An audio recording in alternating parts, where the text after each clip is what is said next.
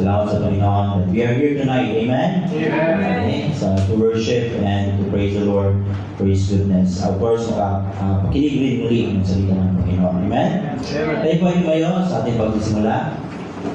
Tayo po ay nalangin. Hindi po natin si Brother Dan, please. To lead us in our opening prayer.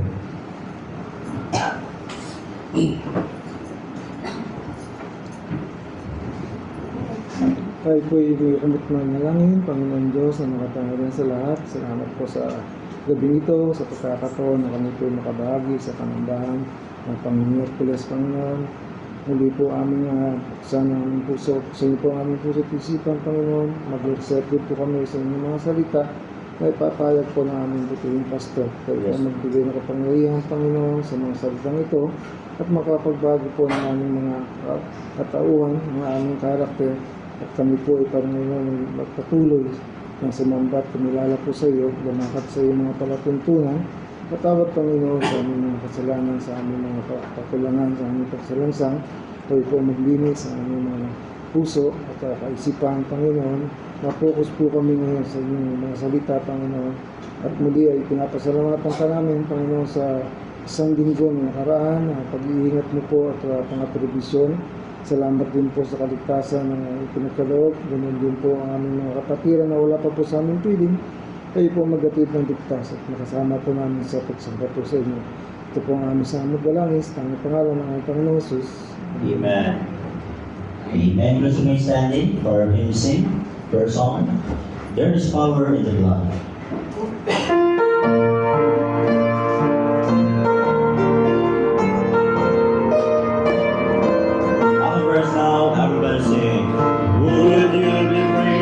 The burden sin. There's power in the blood, power in the blood. Would your wonderful power in the blood. There is far, far, wonder-working power in the blood of the Lamb. There is far, far, wonder-working power in the precious blood of the Lamb. Would you be free from your passion and pride? With power in the blood, power in the blood. Come for a mercy to Calvary's side. There's wonderful power in the blood. There is power, power, wonderful power in the blood of the Lamb. There is power, power, wonder-working power in the precious blood of the Lamb. Will you do service for Jesus your King? There's power in the blood, power in the blood. Will you be daily His praises to sing? There's wonderful power in the blood. There is power, power, wonder-working power in the blood of the Lamb. There is power, power, wonder-working power in the precious blood of the Lamb. Amen. Amen. I sing. You may be seated. Amen. Salamat sa Panginoon. Amen. Amen. Dito tayo ngayong gabi. Once again, to hear the words of the message of God tonight. Salamat sa ng araw na lumipas since Sunday. Salamat sa biyaya at pag-iingat ng Panginoon. Amen? Amen. So, please continue to pray, of course, for our upcoming church anniversary, December 22. Pag-pray natin na maging maayos, maging successful ang ating programa, ang ating service and fellowship as we give thanks and glory to the Lord for 7 years na kanyang pagpapala sa iglesia nito. Amen? Of course, please pray for our commitments, sa ating mga puso rin, pag-pray natin ang panahon at ang ating speaker. So pray natin that this will be a blessing, not only for the church but also for those visitors na mag-a-attend ng event na ito, especially mga unbelievers na po ay makasumpong ng kaligtasan. Amen? So pray natin ang ating mga prospect for ating mga bisita for our church anniversary. Of course, please continue to pray our brethren na nagtatrabaho, local man abroad, please continue to pray for them. Our students, pag-pray natin sila patuloy, mag-aaral sila mabuti. Of course, our brethren who are in abroad, pag-pray natin sila, especially yung walang mga church na attendan, pag-pray natin sila. Amen? So, of course, continue to pray for Ma'am Tin sa kanyang complete recovery. Sa mga brethren din ng mga karamdaman, please continue to pray for them. At pag-pray natin na maging maayos ang ating mga health. Of course, coming ang ating church anniversary.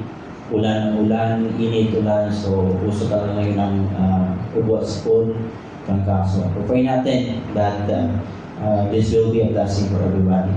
Amen? Amen. Salamat sa Panginoon. Salamat din for those who have greeted me sa birthday. Salamat sa biyaya ng Panginoon for 30 years na kanyang pagpapala sa akin. At share ko lang, kahapon pa ako nakurinti ako. Kaya second life ko na to. Salamat sa Panginoon at He is faithful. Okay? Salamat sa kanyang pag-iingat sa akin. Iba palang feeling ko na kuryente ka, no? Di ka makagalaw. Salamat sa Panginoon and I am here. Still alive and kicking. Salamat sa biyaya ng Panginoon. Amen? Okay? Before we call on our special number tonight, tayo po ay muna umawit ng ating pangalawang hymno to the regions beyond.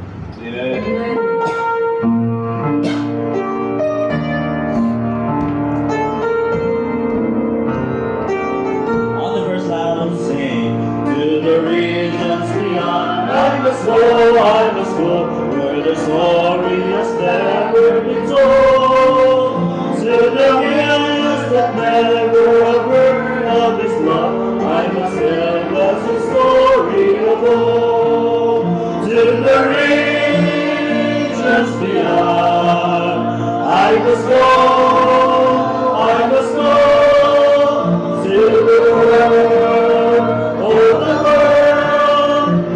salvation shalom. To the hardest of places He calls me to go, never thinking of hope for the least. The world may pronounce me a dreamer, a fool enough if the Master I please. Amen. I must go to the world, oh the Lord, His salvation shalom. There are other sheep that the Master must bring, and to them must the message be told. He sends me to gather them out of the lands and welcome them back to His fold. To the regions beyond, I must go to the world, oh the Lord, His salvation shall know. Amen. Amen. That is our mission. That is the purpose why we are still here. Living with the church is to go beyond to preach the gospel. Amen. Salamat sa privilege na maging bahagi sa Great Donation ng Panginoon. Amen. So tonight, tawagin po natin ating special number. So to be rendered by our students from high school and college.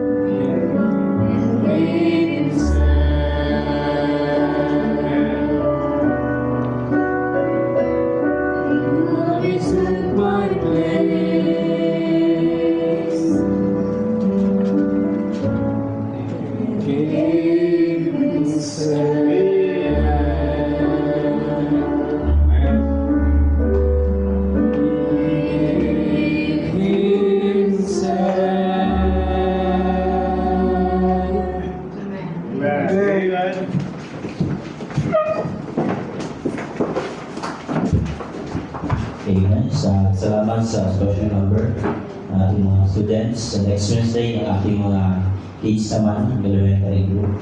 Okay, salamat sa mensahe ng awitin. At this time, handa po natin ang ating mga puso, ang mga isipan, ang ating mga Biblia for the message tonight. Tawag natin ang Pastor, please.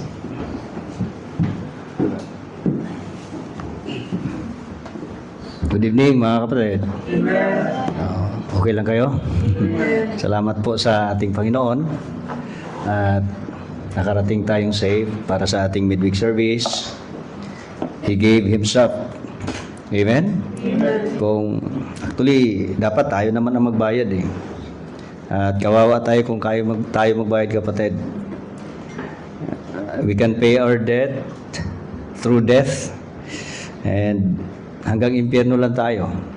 Salamat sa ating Panginoon, siya ang nagkuha sa ating pwesto. He took our place.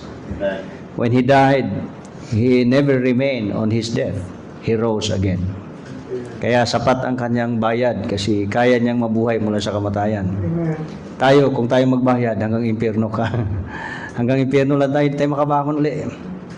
Deficit tayo eh. But when Christ paid our debt, our sin, He rose again.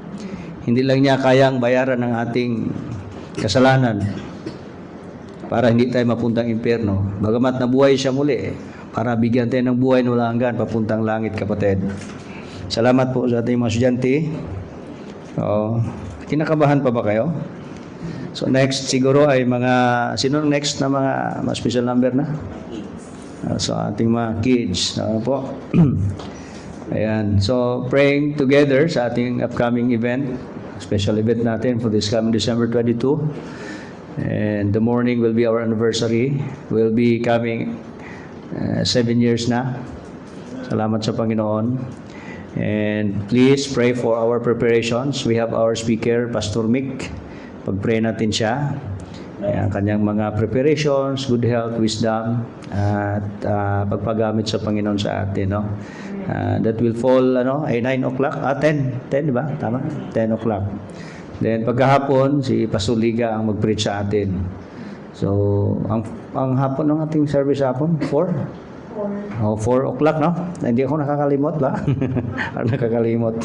So, 4 o'clock po. Ipag-pray natin ating mga preparations. Ano po? At sana itong stage natin, mapaganda-ganda natin ulit. Ano po? Now, tonight, again, good evening sa ating mga kapatiran, mga kaibigan natin na nanonood sa ating live streaming. Let's open our Bibles, please, and have in the book of Matthew chapter 16. Matthew 16, verse 21 to 23. Matthew 16, 21 to 23. Okay? Sundan niyo po sa inyong mga Bibles, please. Basahin ko po rito. Maklaro lang ang busis ko sa inyo. From that time forth, began Jesus to show unto His disciples how that He must go and to Jerusalem and suffer many things of the elders and chief priests and scribes, and be killed and be raised again the third day. Then Peter took him and began to rebuke him, saying, Be it far from thee, O Lord, this shall not be unto thee. But he turned and said unto Peter, Get thee behind me, Satan. Thou art an offense unto me, for thou savorest not the things that be of God, but those that be of men. Take note that phrase, verse 23, Thou savorest not the things that be of God, but those that be of men. Salamat po sa salita ng Diyos. Tayo muna ay manalangin. Panginoong Diyos, Ama namin sa langit, pinupuri ka namin at sinasamba sa pagkadakila mo at pagkadiyos mo sa buhay namin. Salamat po tonight for keeping us all safe and bring us here, Lord, the same common place where we used to have a fellowship. For the very desire, Lord, that you will be worshipped in our midst, your word will be freely learned and heard by all of us. And so we pray, therefore, the Lord, that please bless your people with your spiritual food that would nourish our soul tonight.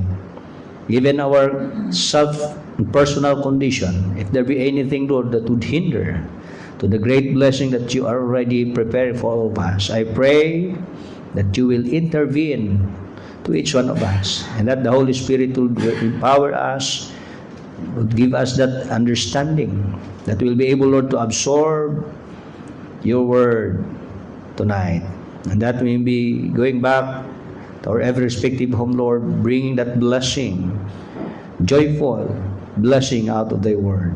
So bless us tonight at this time. In Jesus' name, Amen. Ang ating Panginoon Hesus, kapatid, siya po ay magsimula ng intimately nakipagkwento sa mga disciples. We can see in verse 21, "From the time forth began, Jesus started to show unto his disciples."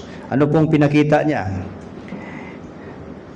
It was the first intimate conversation that he is about to give to his disciples about the information of his death in a cruel manner.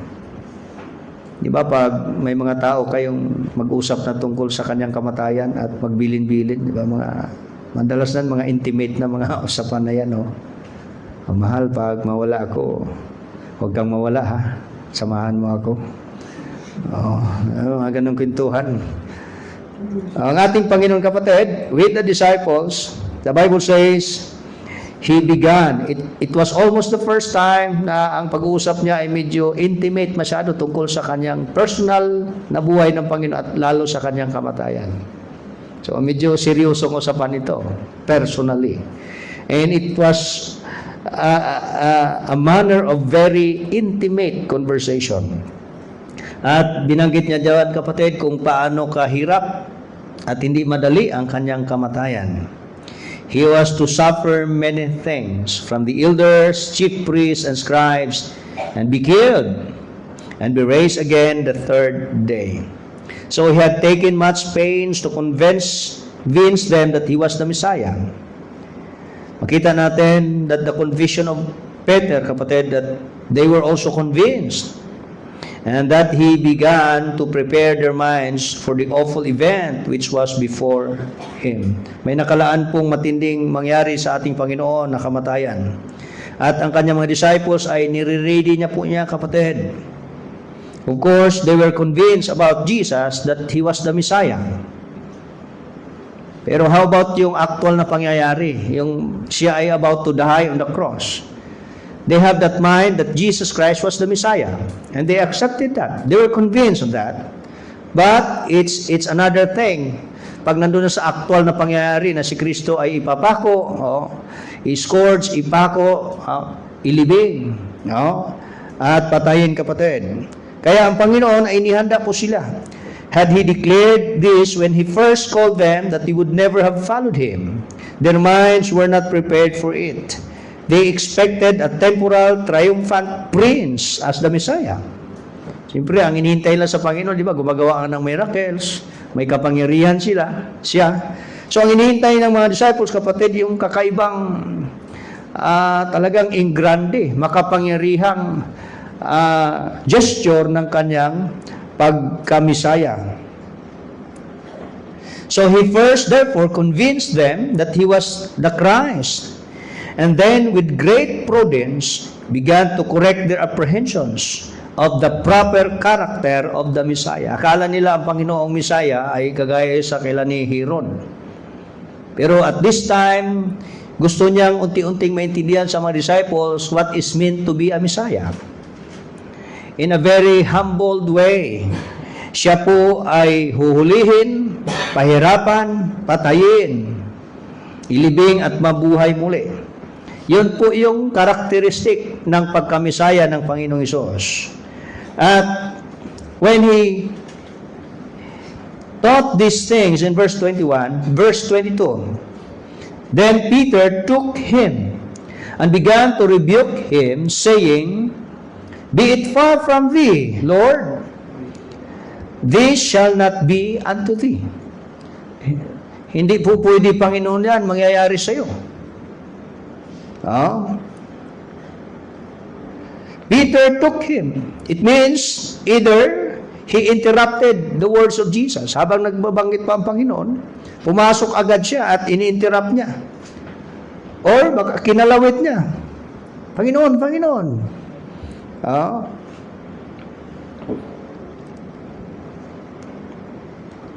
Peter was strongly attached to Jesus. He could not bear to think of Jesus' death.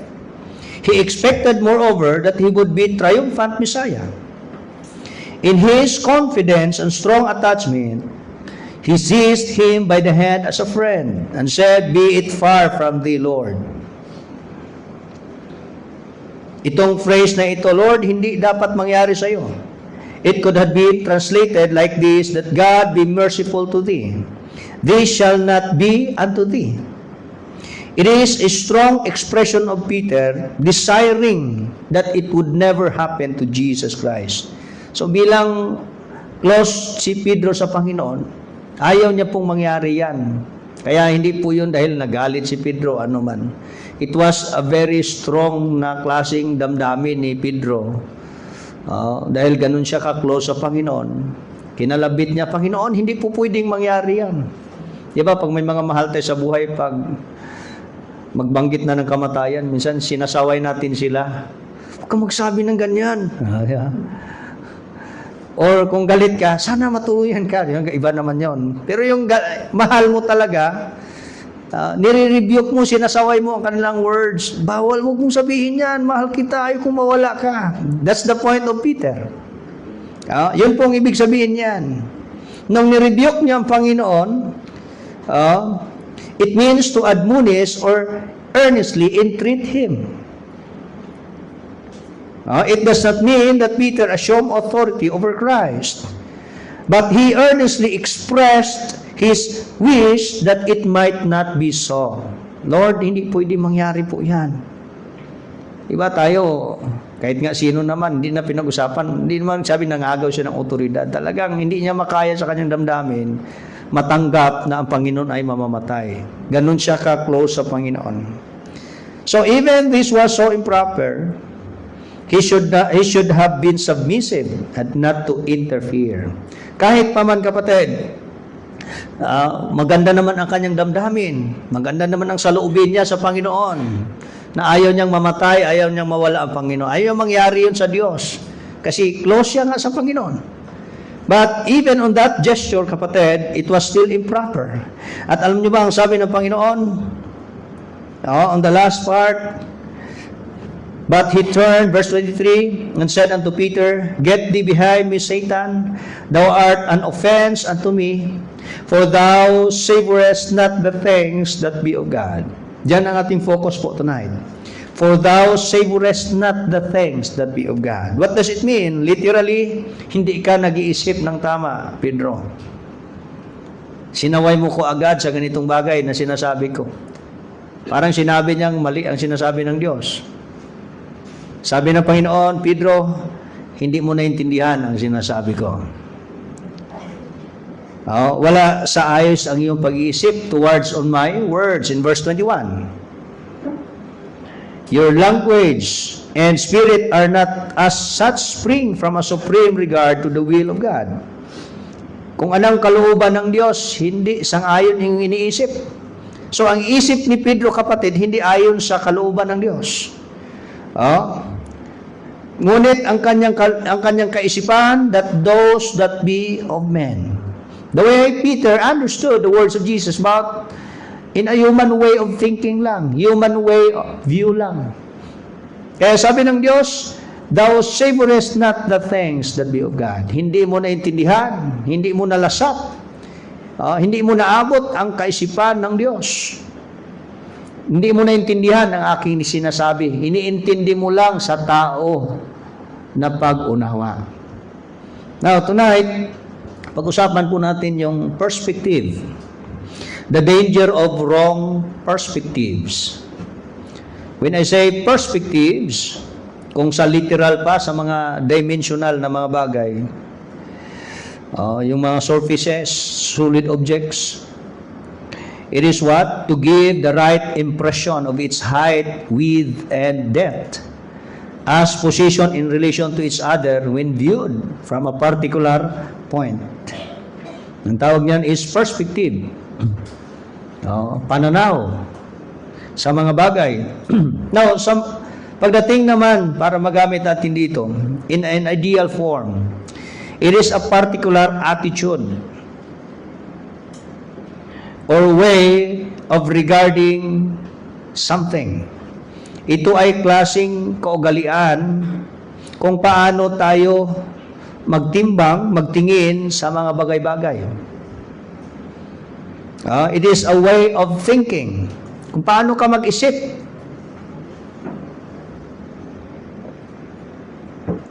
Paano ka mag-isip sa mga bagay-bagay?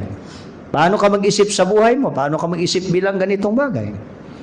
It's the way you perceive, the way you think.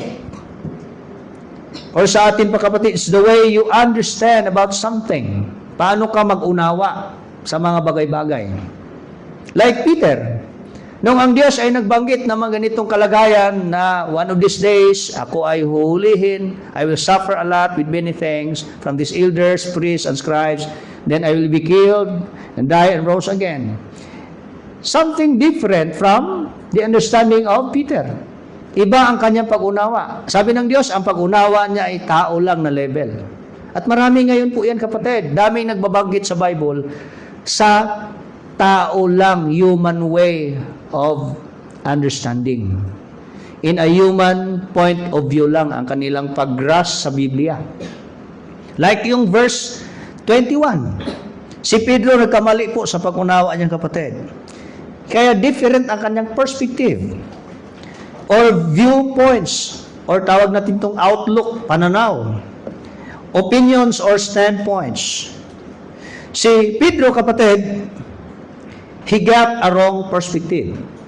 He got a wrong understanding about the statement of Jesus Christ. Iba ang kanyang pag-unawa.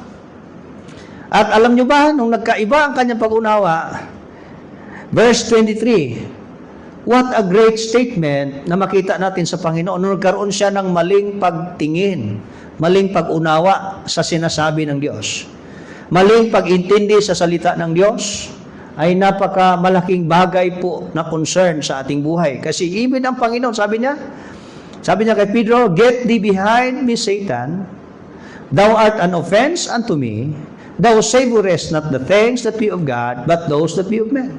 Di ba napakabigat po na statement niyan. Sa harap ni Pedro, ang ganda ng saloobin ni Pedro, di ba? Gusto niyang hindi mamatay ang Panginoon, love niya ang Diyos, intimately. Pero with that understanding, God rebuked him and said, get thee behind me, Satan. Thou art an offense unto me. God is so serious about wrong perspective, wrong understanding. Mahalaga po, tama ating pag-unawa sa Biblia.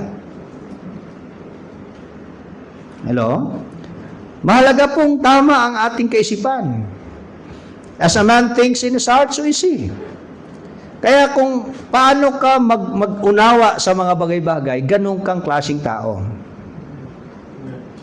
Now, in relation sa Diyos, sa salita ng Diyos, sa pangungusap ng Diyos, pag mali ang ating pananaw, viewpoint or understanding. Okay? Doon na kapatid, sabi ng Diyos, it's a serious matter. God said, get thee behind me, Satan, thou art an offense unto me. Hindi po madali yan na salita, napakabigat yan. Kaya ang Diyos, kung makita natin, He was so serious about getting wrong understanding about His words. At alam nyo kapatid, isa sa mga tandaan natin sa church, lalo na usapan, ang pinaka-important person sa church na pwedeng maging mitsa ng kaayusan na pag-unawa at maling pag-unawa ay ang leader ng simbahan, the pastor. And praise the Lord, kung may pastor talagang binigay ang Diyos, yung galing sa Diyos, He will feed you with knowledge and understanding. When I say understanding, it's about what? Perspective. Thy word is a lamp to my feet, a light to my path. Light to my path is a perspective. Pananaw sa unahan, understanding, viewpoint, outlook, the way of thinking. You see? Kaya ang pastor, malaki ang kanyang responsibilidad na magpapaunawa sa simbahan na may tamang pag-iisip ayon sa Biblia. Nasa pastor ang leading talaga. He will feed you with knowledge and understanding. Kaya sa mga pastor sa amin, ano yan sa amin? Serious matter yun. Naingatan namin amang sarili kung paano kami magturo sa inyo. It must be of proper understanding, proper perspective, right perspective. Kasi pag ituro namin ang mali, kapatid, it was so serious thing. Oh. At sa mga tinuturuan din, kayo lang mga member. Maingat kayo, kapatid.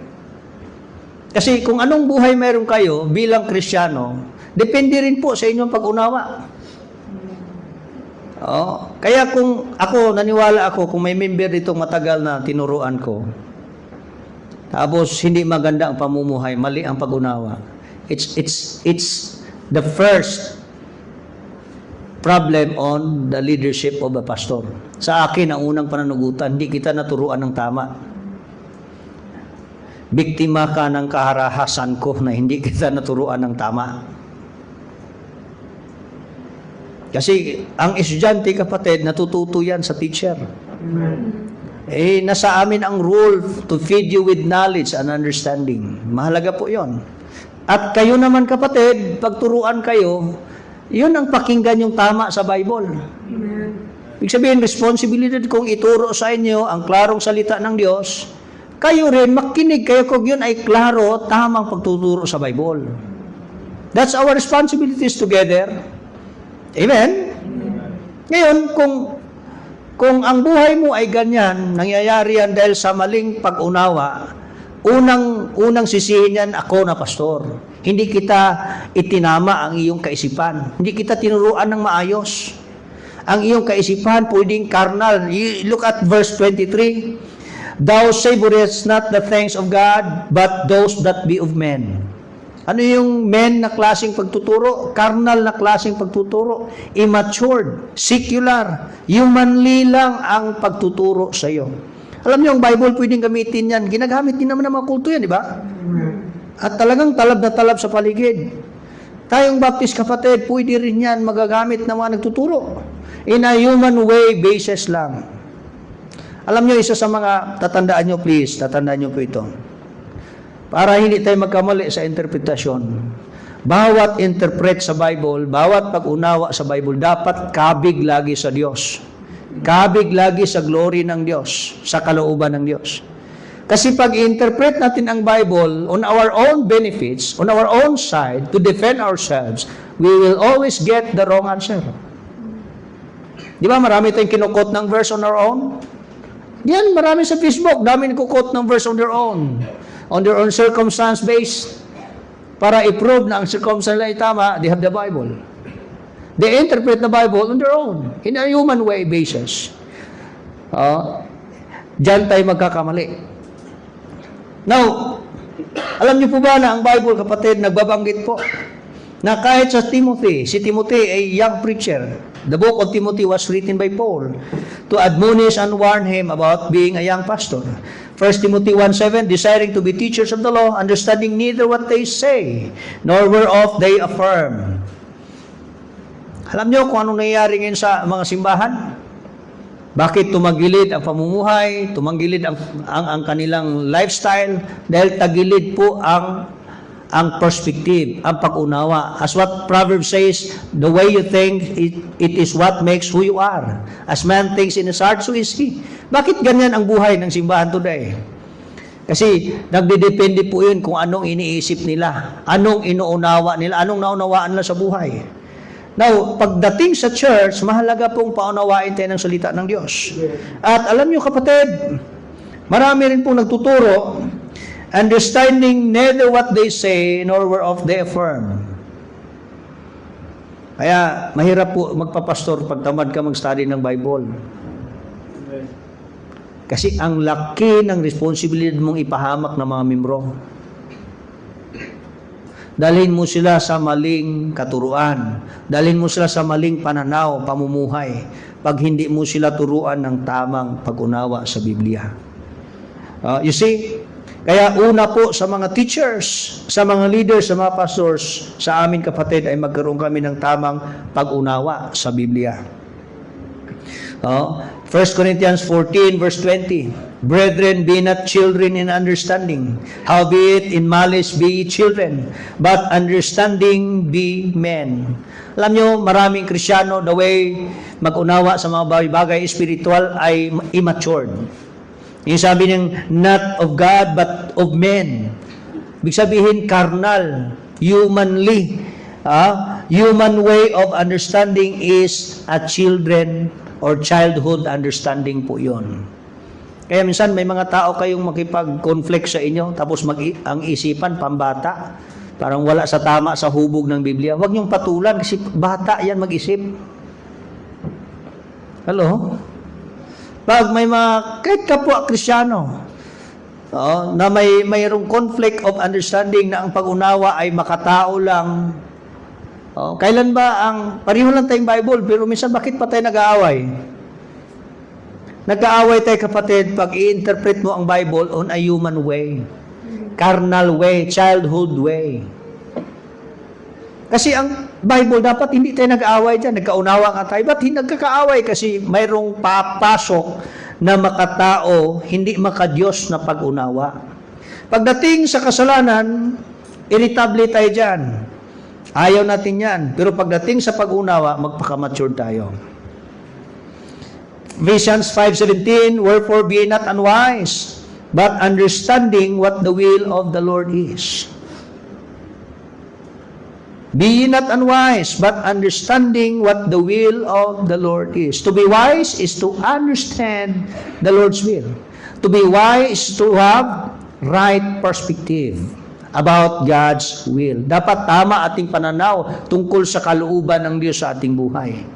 Pag malabo, tabingi, tao lang ang paningin mo, the way you interpret God's will in your life is a human way basis lang, you got the wrong perspective. You are not wise. You cannot live right in the eyes of God having wrong understanding about God's will in your life. Mali ang paningin mo sa plano ng sa buhay mo kasi in-interpret mo lang sa tao mong pananaw, sa experience mo.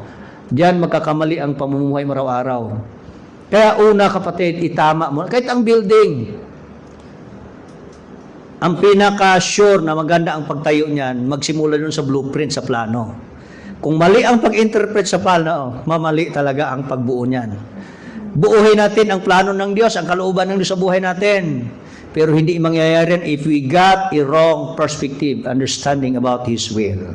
Kaya sabi ng Diyos, be wise by way of understanding God's will, by way of having the right perspective on the will of God. Kaya kahit sa mga estudyante, it's good na nag-study kayo. Pero ang inyong learning sa school, it's about your, lang naman, for your profession lang. Secular profession. Pero sa Bible, dapat marami kayong ma-secured. Dapat mag-high school ka na, pa-high school. Na-establish na dapat ang tama mong pananaw. Right way of understanding the will of God in your life. Hindi na dapat malabo. Kasi pag college ka na, nagsisimula ka ng namumuhay on your own lalo. Dapat dyan pa lang nakumplito na ang pag-unawa mo sa kalooban ng Diyos. Baga, establish na ang klarong pananaw kung anong gusto ng Diyos sa buhay mo. Hindi yung malabo. Or para sa'yo, kung straight man yan, hindi naman pala ganun ang pananaw ng Diyos. Iba pala ang pananaw mo. Alam mo, napaka-importante yung pananaw ng Diyos ay maging pananaw natin. Yung pananaw ng Diyos sa simbahan ay maging pananaw natin. Ang pananaw ng Diyos sa buhay mo ay maging pananaw mo dapat yon. Kasi pag mali ang iyong pananaw dyan, kapatid, hindi talaga tayo magkasundo sa gusto ng Diyos. At hindi natin marating yung gusto ng Diyos matupad. Kaya kapatid, ito yung prayer ni Paul, Colossians 1:9. It was his very prayer for the Colossian church. For this cause we also, since the day we heard it, Alam niyo bang narinig sa Colossians? Mga Kristiyano po itong nagpapatuloy okay ang kanilang pamumuhay sa church. But despite of their good performance in the church, Paul do not cease to pray.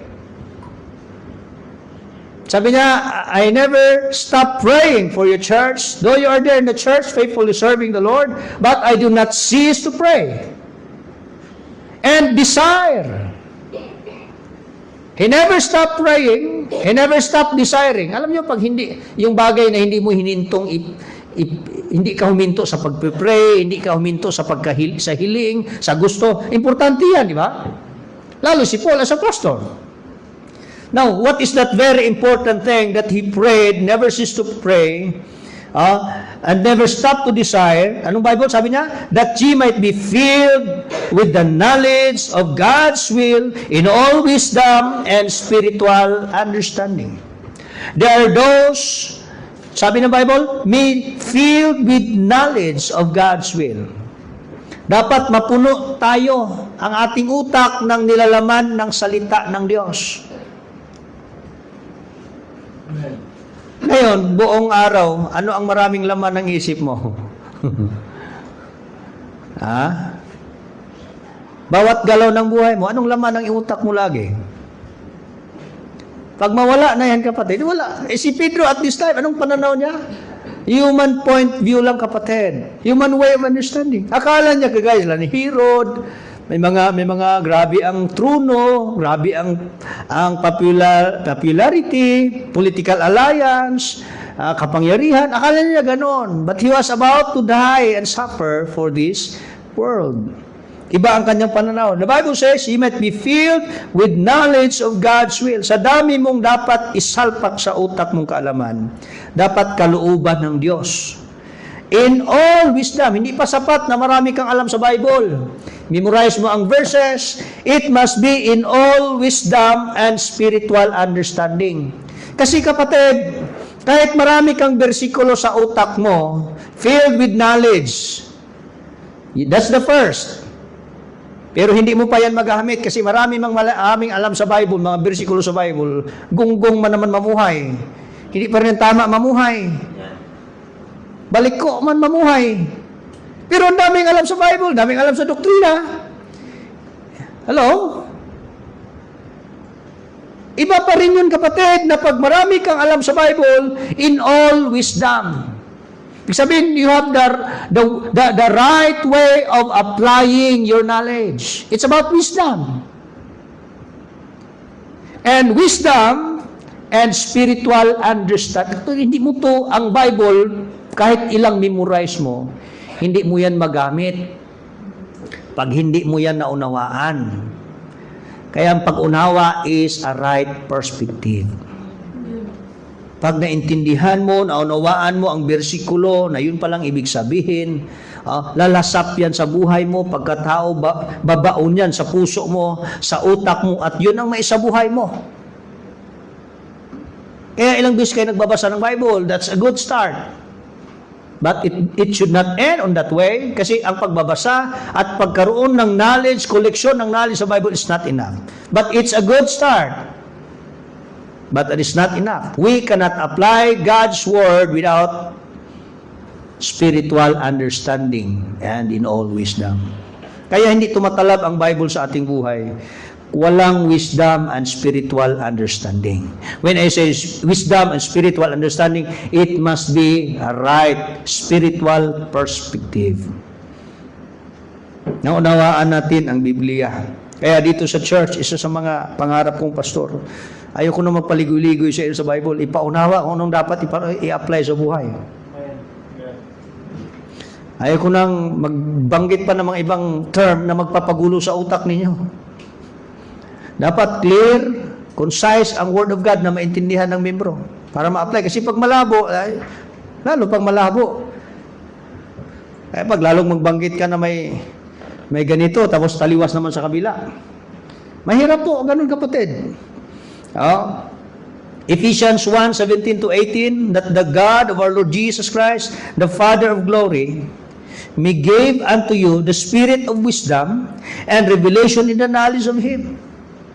God may give you the spirit of wisdom and revelation in the knowledge of Him. Mahalaga po kapatid na mayroon tayong kakayahang mag-unawa. Makikita natin ang kaalaman ng Diyos. Maunawaan natin ang Kanyang mga salita. The eyes of your understanding being enlightened. Baka kasi ang ating kakayahang mag-unawa, bulag hanggang ngayon. Di ba? Sanay tayong bulag na buhay from the start. We were blinded by Satan with his lies. Salamat sa salita ng Diyos. The truth has what? Set us free and made us enlightened. Nakakabigay sa atin ng pagmarasmas. Mula sa pagkabulag, nakita natin ang katotohanan, ang liwanag. Ang tawag niyan, eyes of your understanding. Kaya pag maliwanag ang mata mo, hindi malabo ang paningin. Pag hindi mo kayang maunawaan, ma-perceive ang salita ng Diyos, malabo ang iyong pag-unawa. Kaya nga, by nature sa ating stages, sa edad, dali natin ina-assume na pag may edad-edad, inaasahan tayong dali tayong makaunawa kaysa sa mga bata.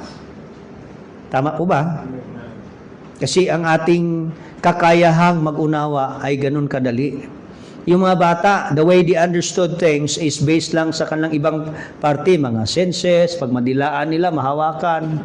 Pero tayo, magagamit na natin na ating lahat ng mga senses. Oh, may sixth sense ka pa nga daw eh. May third eye ka pa. Sabi na. Oh. The eyes of your understanding being enlightened, that ye may know. Kita nyo? Kita nyo ba yan? Kaya magbabuksan ang iyong mata sa pag-unawa, then you may know the hope of His calling. Alam nyo, kahit saved ka na, parang wala kang pag-asa. Kasi hindi mo nakikita lagi araw-araw sa buhay mo yan. Nabubulagan ka ng ibang kaisipan. Nabulagan ka ng iyong pangailangan, perhaps. Nabulagan ka ng iyong mga secular na kaisipan, makatao na mga prinsipyo. Pero pag your eyes of understanding has been opened, you may know the hope of His calling. Yung pagiging Kristyano, yung nagsiserve kay Kristo, there is hope in it. But you cannot see it without letting your eyes to open your understanding.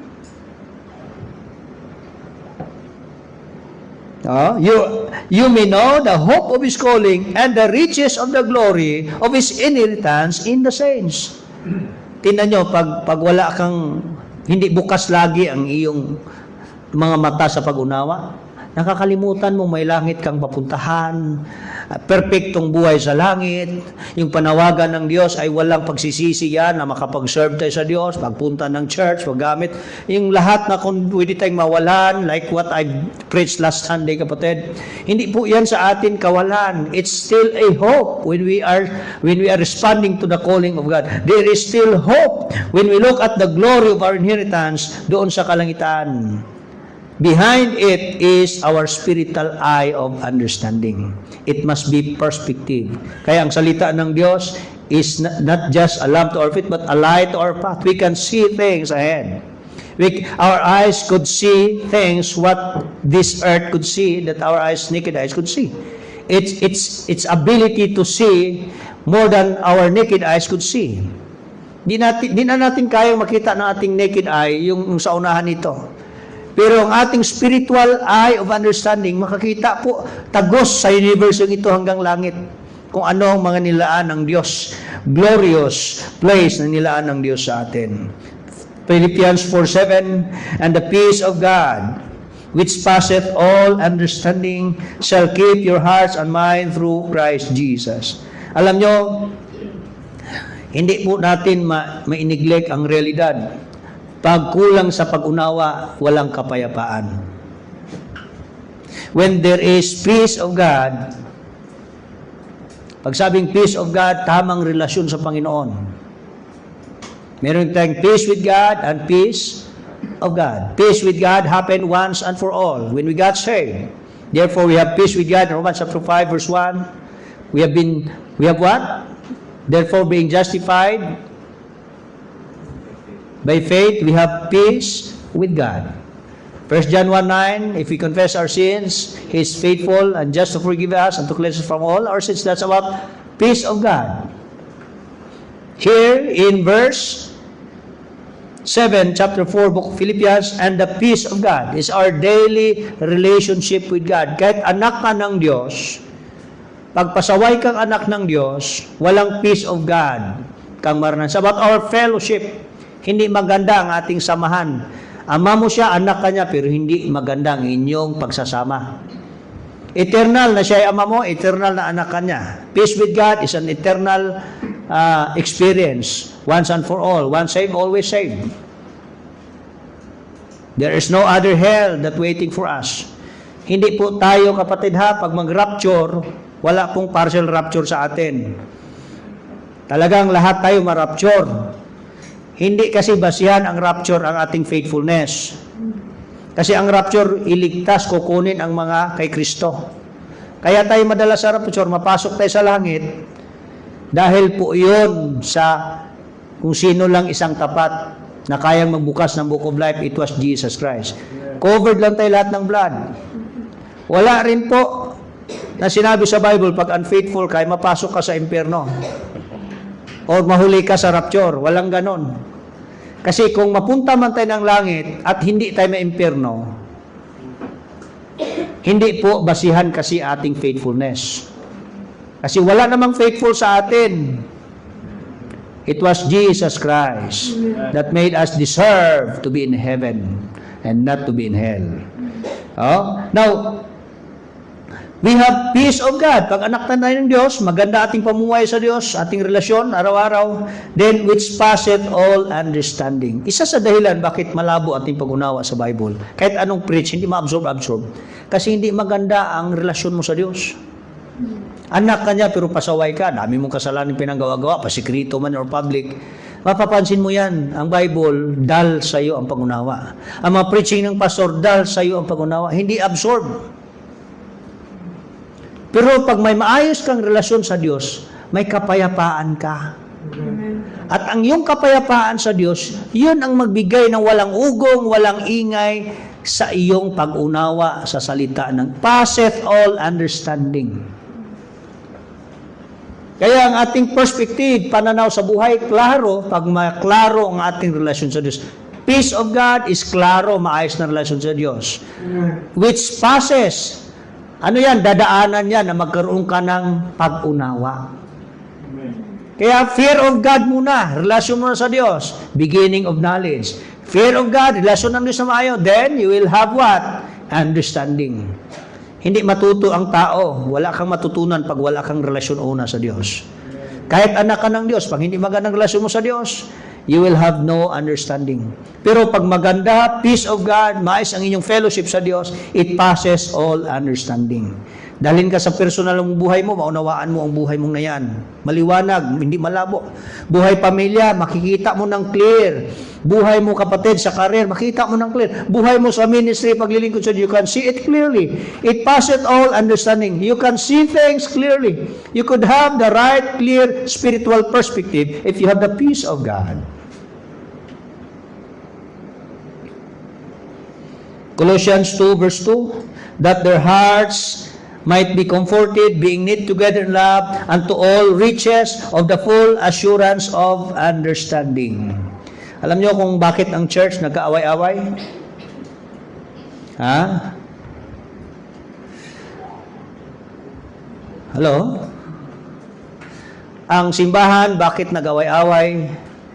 Kasi, alam niyo ba, ulubi sila sa pag-unawa. Pero ang simbahan has been united together, comforting one with another in their love, and to all riches of the full assurance of understanding. Pag carnal mag-isip, mabaw mag-isip, walang spiritual, malawak na pag-unawa, pananaw ng Diyos, ang simbahan, magkakagulo talaga yan. Kaya peaceful ang church. Pag lahat tayo ay mayroon tayong mayaman, malawak na pag-unawa, spiritual. Makikita natin ang pananaw ng Diyos sa church. Kailan ba salasala ang loob? Pag hindi mo maalam kung anong gagawin. Salasala ka. Pero pag naintindihan mo, spiritually, ang perspective ng pananaw sa church, then ang church hindi magulo. Matiwasay, maayos. Naintindihan ng isa't isa. Sa pamamahay, magkagulo lang yan. Pag ang anak umastang tatay, hindi makinig. Hello, nandyan ba kayo? Pag hindi nanuwaan ng pamilya ang kanilang sitwasyon, mga kapatid, magulo talaga ang pamilya. Ang buhay natin, nagkakagulo na. Kahit sa health conditions mo, may naramdaman, tapos hindi mo nakikita. Magulo talaga kasi hindi mo maintindihan, hindi mo makita ang lahat-lahat. Mahirap pamuhay na wala tayong perspective. Or, very worse, we have wrong perspective. Now, I want you to see, let's go back to verse 21 to 23. We'll be talking about danger of wrong perspective. Pinalatag ko lang sa inyo na ang Diyos was so concerned about perspective. Lalo, right perspective.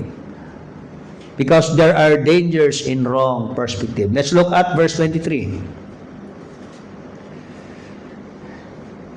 But he turned and said unto Peter, Get thee behind me, Satan.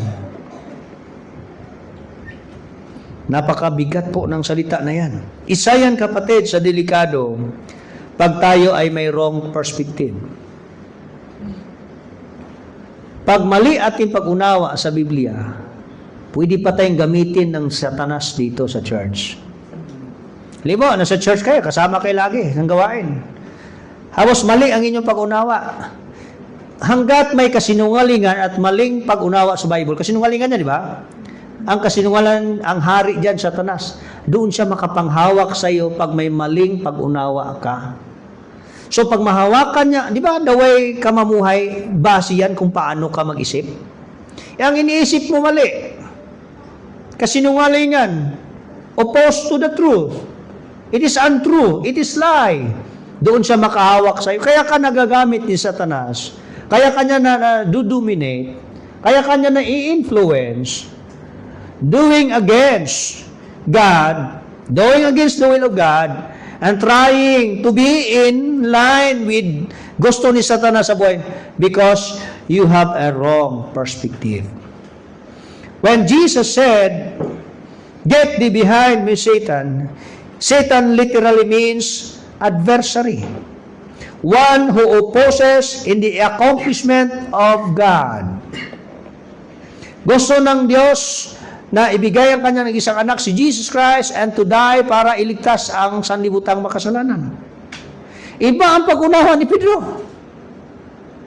Ano ba tayo? Ibig sabihin, ang gospel, ang kamatayan, paglibing, ang pagkabuhay ni Kristo, iba ang pag-unawa ni Pedro. Dahil mali ang kanyang pag-intindi, nagagamit siya ni Satanas. In a way na hadlangan niya ang gusto ng Diyos. Tingnan nyo, pagdating sa gospel, iba ang ating pangunawa. Hindi natin intindihan ang kalagahan ng kaluluwa na dapat iligtas ng Panginoon. Pag hindi natin nakikita yan, iba ang ating pagtingin sa Diyos, pira-pira yan. Nandiyan ba tayo?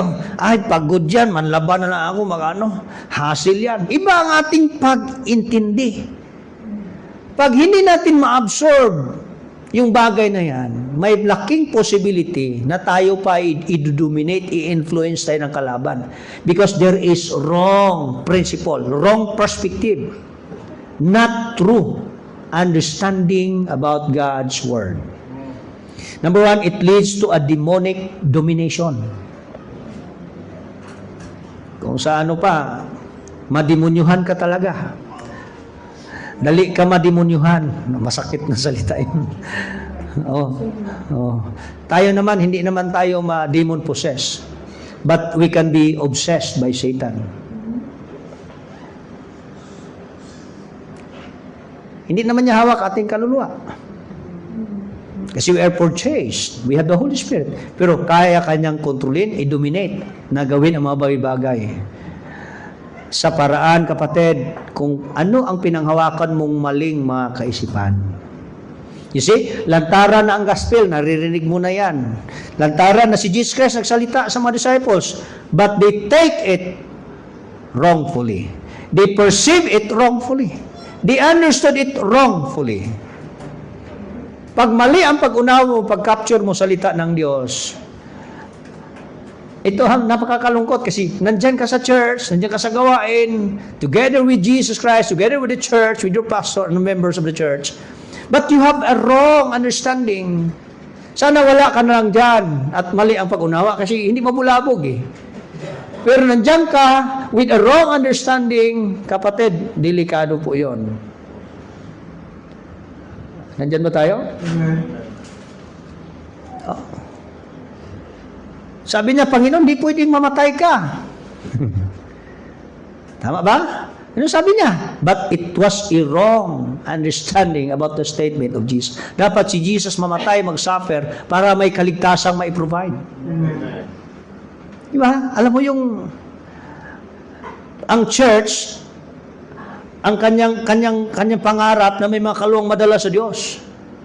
Pero anong pinaglaban ngayon ng simbahan?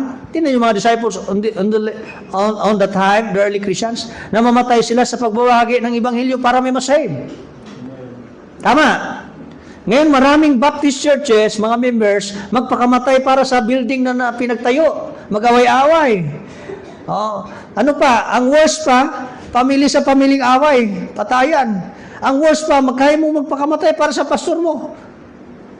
That's a worst understanding about the Bible. It's very worst. It's a wrong perspective. Maganda yung makita kang mamamatay na gumagapang nangangaral ng salita ng Diyos para may maligtas. Pero yung buhay pag magkitil ka, patayin ka ng tao para ipaglaban, that's very wrong. Wala kayong nakitang Kristiyano sa early Christians na kipagpatayan para they just preach and preach. Sila ang pinapatay. They have the right understanding about how they took the Word of God.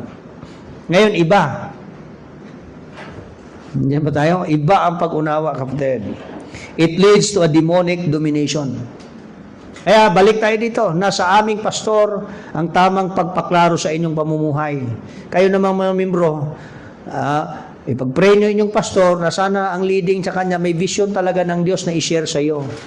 Kasi pag mali ang ituturo niya sa iyo at mali ang pamumuhay mo, kasi mali ang pag-unawa mo, mali pamumuhay. Mali pamumuhay, domination ni Satanas yan. Bunga ka lang ng karasan na ginagawa ko sa iyo, hindi kita naturuan ng tama. You see, sabi niya, get thee behind me, Satan. It is applied commonly to the devil. He is the opposer or adversary of man. Makinig kayo ha. Mahal ng Panginoon si Pedro. Tama. Gusto niyang makisama. Kaya niyang magbigay ng buhay sa Panginoon. Maganda kanyang puso. With wrong understanding. Ibig sabihin, kahit nasa church ka, gusto mong magpagamit sa Diyos, gusto mong tulungan ng Diyos, gusto mong sambahin ng Diyos, pero never yan mangyari pag mali ang pag-unawa mo. Marami naman dyan gustong magsamba sa Diyos, naglulud sa mga estatwa, gumagapang kung ano, pero walang credit. They were just being used as a puppet of Satan. Amen. Kasi doing things with zeal, without the righteousness of God, without in accordance to the Word of God, it's still nothing. It's still the work of Satan. Kaya dito, yung ganado ka sa Diyos, tapos wala kang proper understanding, hindi ka magamit ng Diyos. Kailangan maunawaan mo ang salita ng Panginoon. Just like Paul, balik tayo, grabe ang kanyang prayer na sana ang church na ito will come to understanding. Spiritual understanding. It leads to a demonic domination. There is no evidence that the Lord Jesus meant to apply this term to Peter. It is just signifying that Satan or the devil, that he used the term in anger. He may have used it in general sense that bears the name of adversary or opposer, meaning that such sentiments as Peter expressed then were opposed to him and his plans. So wala kang kakaiba kay Satanas pag mali ang mga pag-unawa mo, kasi ang mga asta mo ay against sa gawain ng Diyos. Kinig kayo ha. Napapansin nyo ba pagdating sa kamatayan ni Kristo para tumalab sa ibang kaligtasan? yung gospel ng Panginoon, kung bakit hindi matawid-tawid, gumagana sa para sa iba. It simply imply na kung hindi ka man kapatid ay sang-ayon, ikaw ay nag-uupos. Kung mayroong ugali nangyari sa buhay mo kapatid, balikan mo yung proper perspective, understanding mo. I think may dapat kang baguhin sa pag-unawa mo. Kung may church man na wala ng gana para sa sulwining, kung may church man na ang kamatayan ni Kristo ay nahadlangan papunta sa ibang mga hindi pa saved, ang church na yan has no right perspective about the gospel, about the death, burial, and resurrection of Jesus Christ. Kasi kapatid, kung tamang naintindihan natin ang kamatayan na Panginoon at pagkabuhay, dapat hindi tayo hadlang, hindi tayo oppose sa plano ng Diyos na yan. Anybody who opposes the gospel distribution, the gospel to be preached, the gospel to be saturated in the world para sa ibang masave, kung may nag-oppose yun na kapatid, gawain sa Satanas yan. Kung mayroon man sa loob ng church, gawain din na Satanas yan sa buhay niya. And behind it, bakit nagagawa niya yan, na-dominate niya yan, is of wrong perspective.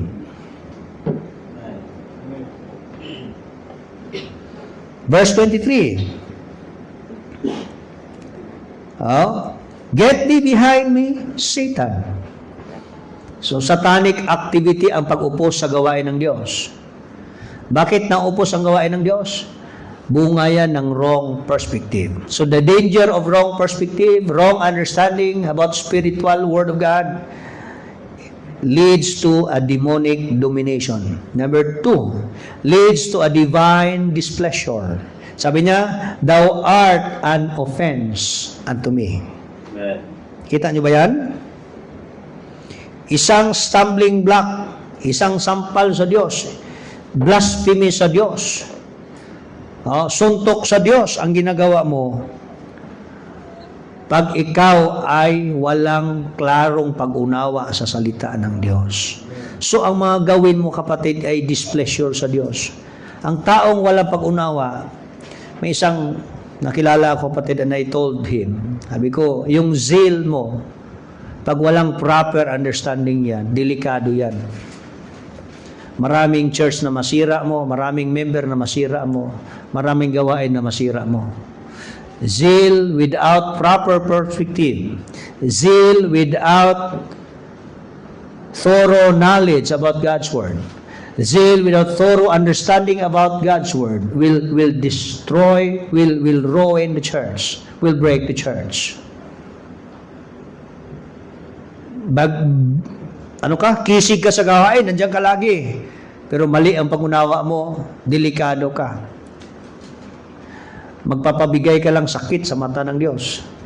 Tinig ka sa mata ng Diyos. Kasi iba ang gagawin mo. It is a divine displeasure. Sabi niya, you are a stumbling block to me. Your advice and wishes are in my way. If followed, they would prevent the very thing which I came. Lahat ng gagawin mo, hadlang sa aking gusto. So, sabi ko, ang zeal mo na yan, yung, ano nga ang zeal sa Tagalog natin? Zeal ba? Yung masigasig ka. Oh. Masigasig ka, wala naman sa timpla. Delikado rin yan. Wala sa tamang pag-unawa. Dapat kung masigasig, mapaayos ang gawain.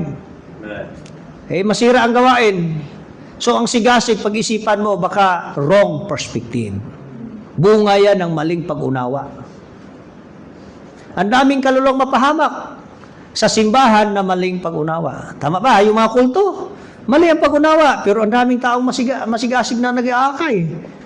But in a wrong perspective, it is still a displeasure. Never the Lord been glorified in it. Never the Lord been worshipped in it. Kaya lahat ng ating ginagawa rito, God is pleased with our faith. Diba? So, without faith, it is impossible to please God. What is that faith? It is what? It is on the content of the Word of God. It is on what? Hearing and hearing by the Word of God, there comes faith. That faith pleases God. Without faith, it is impossible to please God. Kaya yung mga tao, kapatid, na nasa church, gumagawa sa gawain kasama, kapatid, na walang proper understanding sa Word of God, you cannot please God. He that cometh to God must believe that He is. Kaya pag mali ang paningin mo sa Diyos, mali mo ang paningin sa Kanyang salita, you cannot please Him. God is looking to your heart, God is looking to your mind, the way you think. Paglapit mo pa lang sa Kanya, iba ang pangunaon sa Kanya, kasi iba ang iyong perspective. It leads to a divine displeasure. Kaya wala talagang maayos sa mata ng Diyos sa isang Kristiyano mali ang pag-unawa sa Biblia. Sabi ko sa isang pastor, nag-usap kami. Sabi ko, nakakatakot, no? Pag kaming pastor, mali aming maunawa, tapos ayun ang ituro namin. Mali aming pamumuhay. Mali ang takbo ng simbahan. Mali ang pamumuhay ng bawat isa sa simbahan. Mali rin ang pamumuhay ng pastor. Kasi mali ang kanyang pag-unawa sa Biblia. Si Pedro, anong pag-unawa niya kay Kristo? Ang Misaya dapat ano? Dapat nasa trono. Dapat sikat. Dapat mayroon siyang salita, otoridad. Pero he was about to suffer. He was to be killed. Ang papatay pa sa kanya, yung mga religious persons, kilala. Kaya para sa kanya, hindi ko matanggap yan. Wala siyang tamang pag-unawa. Wrong ang kanyang pag-intindi. It leads to divine displeasure. Then, verse 23, the last part, sabi niya, Thou savorest not the things that be of God, but those that be of man. Ang tao, kapatid, na wrong perspective, it leads to a demonic domination, leads to a divine displeasure. It leads to a deceitful doctrine. Leads to a deceitful doctrine. Maingat kayo sa doktrina ng tao. Sabi niya, hindi mo naintindihan ang doktrina ng tao, but those that be of men. I'm sorry, no, tayong grupo, minsan, pag sikat ang tao, makapangyarihan sa posisyon, malaki ng simbahan, I'm sorry to say, hindi naman lahat. Tapos, may pera na, tapos may pagkilanlan, may posisyon. Kahit mali ang sabihin, kapatid, sinusunod pa rin.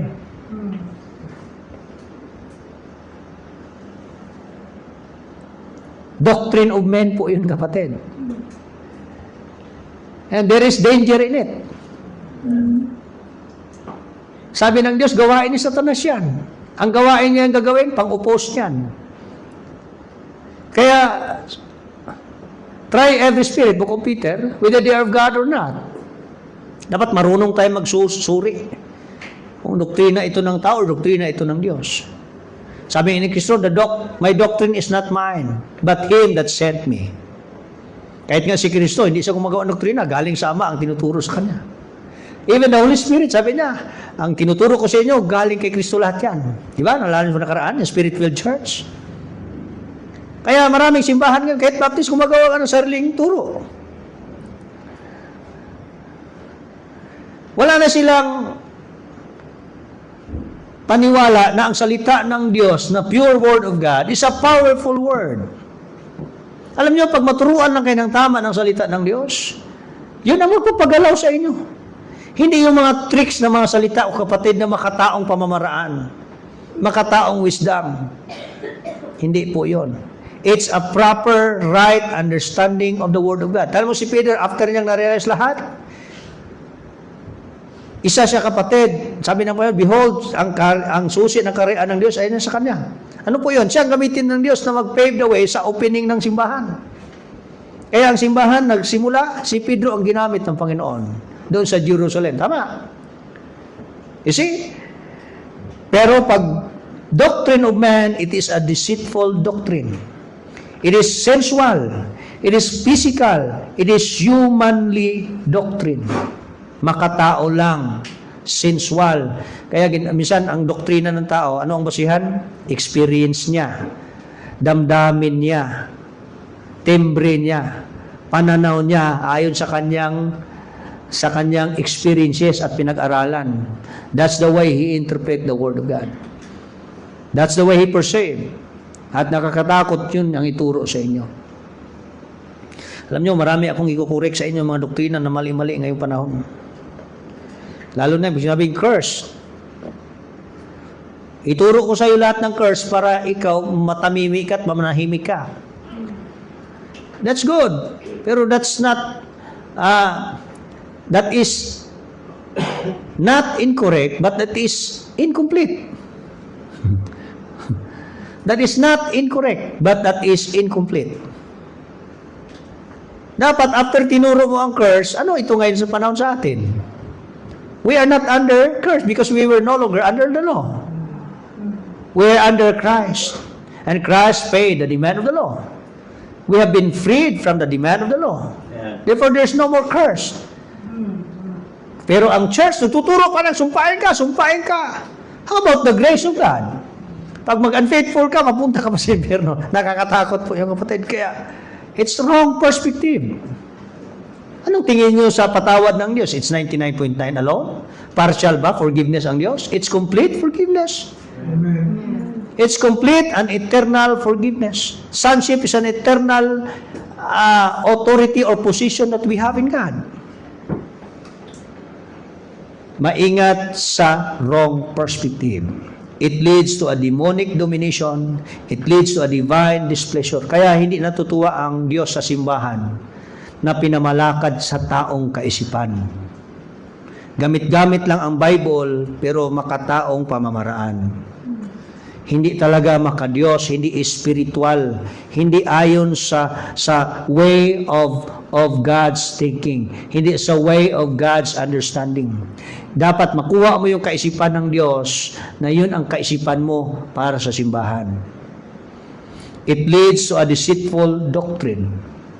Marami na rin tinatawag na partial atonement na ang ma-rapture lang kasama yung mga faithful.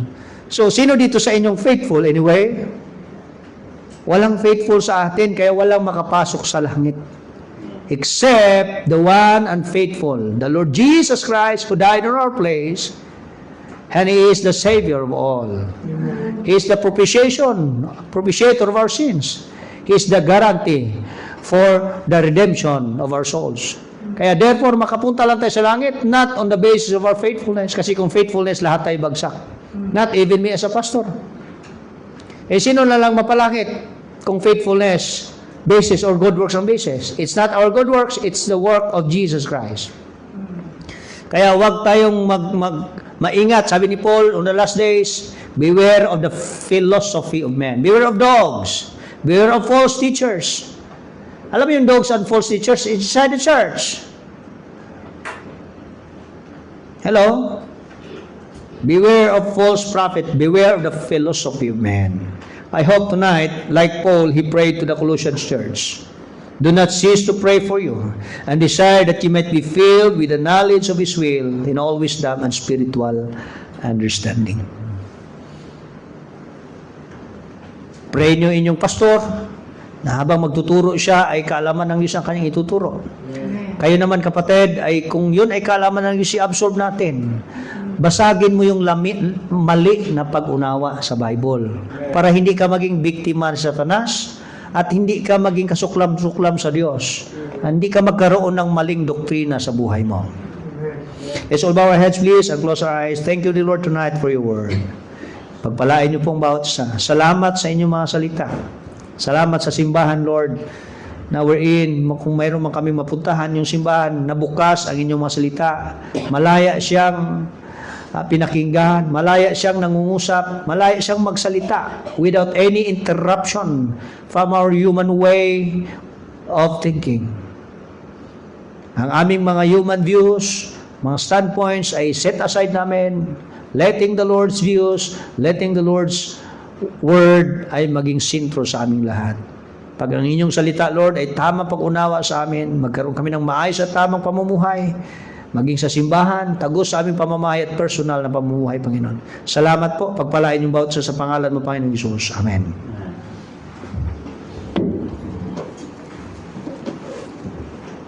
Amen. Salamat sa mensahe ng Panginoon. Salamat sa challenge. Amen. Amen. Amen. Maraming nakakarayo. This time tayo po ay magbibigayan. I would like to ask Brother Barry and Brother OJ, please. Ating ushers. Tayo po ay tumayo as we pray for our offering tonight.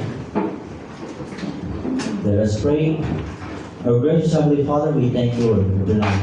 Thank you, Lord God, for gathering us once again to worship you in spirit and truth. We thank you, Lord, for the message that you have given us. Thank you, Lord, for the wisdom, and thank you for using our pastor, Lord God, to continually preaching your word. Bless the giving tonight, Lord God. Please use this for the furtherance of the gospel. In Jesus' name we pray. Amen. Let us sing as we give. To God be the glory.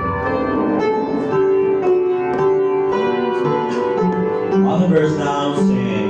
To God be the glory, great things He has done. So loved in the world that He gave us His Son.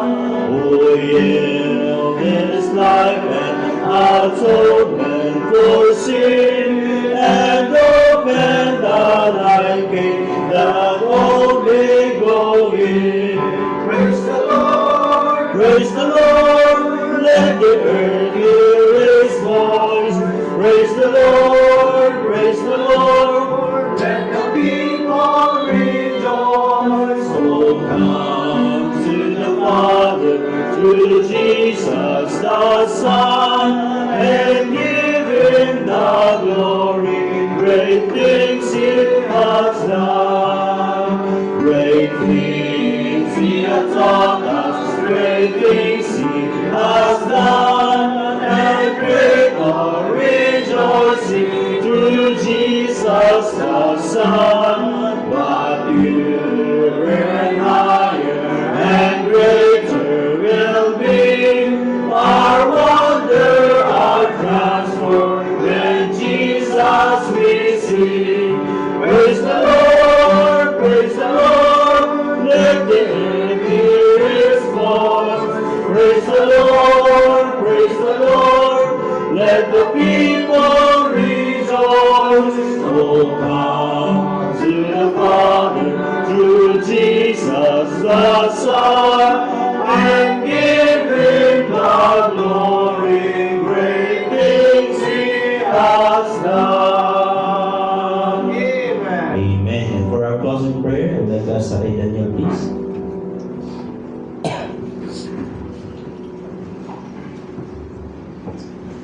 Bakit? Dakilang Diyos, salamat po sa gabi nito, Panginoon. Salamat po sa pangambahan. Tapos, Panginoon, salamat po sa mga mensahe na tugunan po ang mga sa Panginoon sa pagkinig. Salamat po, Panginoon, na ang inyong salita ay palagi wala sama-sama sa Panginoon, sa inyong Panginoon, na ma-apply din namin sa kapatiran namin na wala diyan sa iyo, Panginoon. Salamat po, Lord, sa iyong kabaitan sa aming Panginoon. Patawad po sa aming mga kasalanan ng Panginoon, sa aming mga plano sa aming buhay, Panginoon. Masaya kami na serve sa inyo.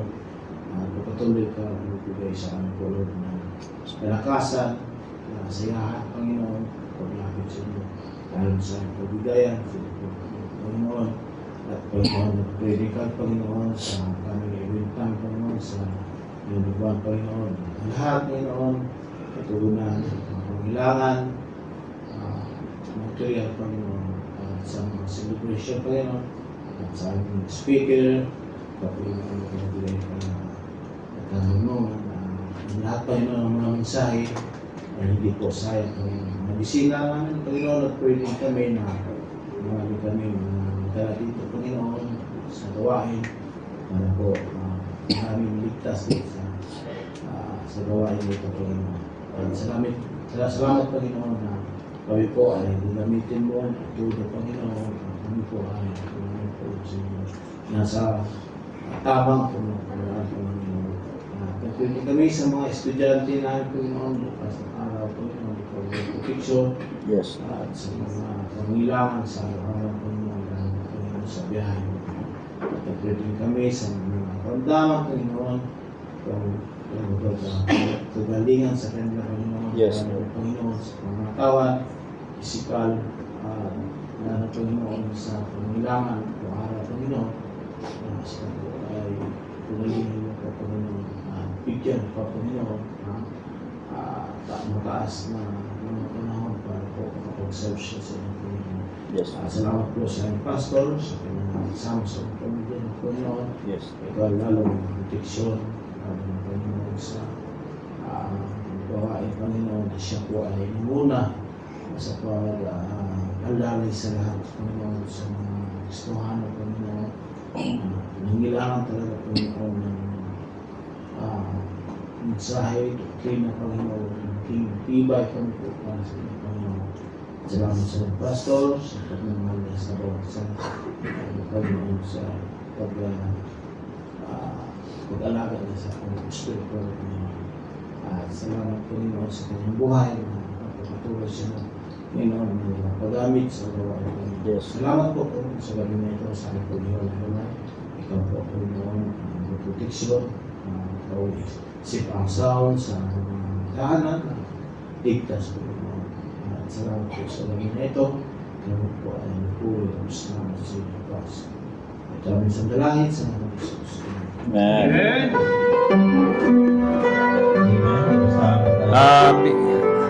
Happy birthday to